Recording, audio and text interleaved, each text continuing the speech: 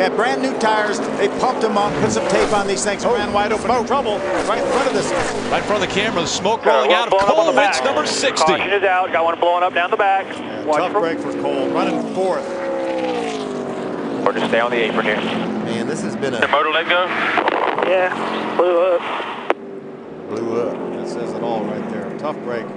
What a great truck he had for this race. Run up in the fourth spot. She blew up, for sure. And it's all gone to pieces, and he had such a fast truck here tonight. There he is exiting turn number 2. Back in the throttle hard, right in front of Matt Crafton.